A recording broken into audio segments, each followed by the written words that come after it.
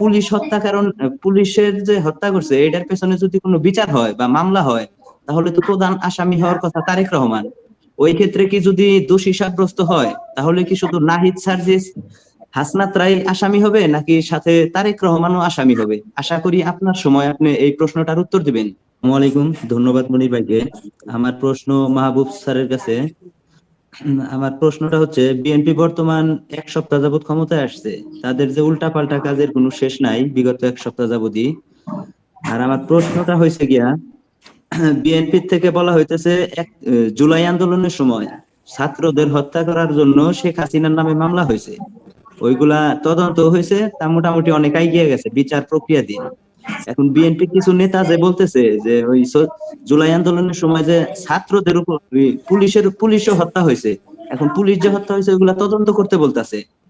এখন জুলাই আন্দোলনের তো প্রধান মাস্টার মাইন্ড হয়েছে তারেক রহমান, মানে বিএনপির ভাষ্য। মানে জুলাই আন্দোলনের পরেই তারা বলছে এই ক্ষেত্রে পুলিশ হত্যা, কারণ পুলিশের যে হত্যা করছে এটার পেছনে যদি কোনো বিচার হয় বা মামলা হয়, তাহলে তো প্রধান আসামি হওয়ার কথা তারেক রহমান। ওই ক্ষেত্রে কি যদি দোষী সাব্যস্ত হয়, তাহলে কি শুধু নাহিদ সার্জিস হাসনাত রায় আসামি হবে, নাকি সাথে তারেক রহমানও আসামি হবে? আশা করি আপনার সময় আপনি এই প্রশ্নটার উত্তর দিবেন মাহবুব ভাই।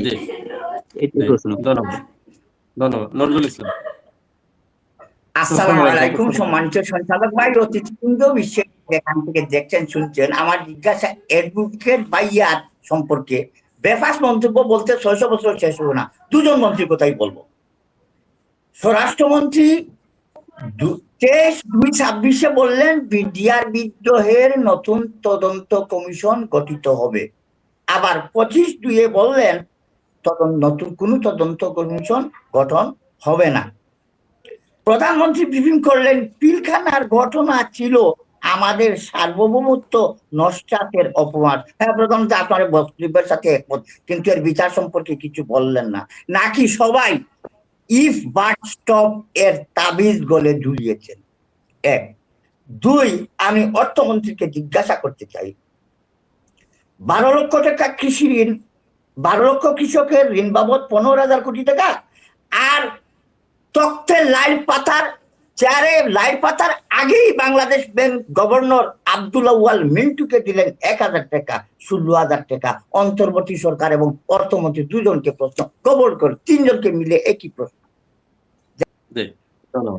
মহিন। আচ্ছা, ধন্যবাদ ভাই মনির ভাই। তো আমি এখানে পাটোয়ারি সাহেবকে দেখছি, মাহবুব স্যারকে দেখছি, ক্যামেরায় একজনকে দেখা যাচ্ছে না, ওনার নামটা একটু বলবেন ভাই? মশিউর রহমান মামুন। ওনার এখানে ইফতারের সময় চলছে, উনি ইফতার করছেন। বলেন। সরি, উনি কি বিএনপির প্রতিনিধিত্ব করছেন? জি জি, হ্যাঁ, উনি যুবদলের সাবেক কেন্দ্রীয় সদস্য। আচ্ছা, থ্যাংক ইউ। আমি আমার প্রশ্নে সরাসরি চলে যাই। আমার কথার দুইটা অংশ। প্রথম কথা হচ্ছে, 1970-এর নির্বাচনে কিন্তু এলএফও, লিগাল নোটিস ফ্রেমওয়ার্ক, এই ইয়াহিয়া খানের বানানো এলএফওর আন্ডারে বঙ্গবন্ধু শেখ মুজিবুর রহমান নির্বাচনে গিয়েছিলেন। কোরআন সুন্নাহ বিরোধী কোনো আইন করা যাবে না, নির্বাচনী প্রচারণায় এক জাতিগোষ্ঠী আরেক এথনিক গ্রুপকে খারাপ বলা যাবে না, ইত্যাদি ইত্যাদি ইত্যাদি। তো ওই সময় কিন্তু সিনিয়র আওয়ামী লীগাররা বঙ্গবন্ধুকে বলছিলেন যে আপনি তো ওই পশ্চিমাদের সব শর্ত মেনে নিলেন। তো বঙ্গবন্ধু উত্তরে বলছিলেন, আরে নির্বাচনটা আগে জিততে দাও, নির্বাচনটা পার হইতে দাও, তারপর ওই এলএফও টুকরা টুকরা করে কোথায় পাঠাইতে হয় সেটা আমি দেখবো।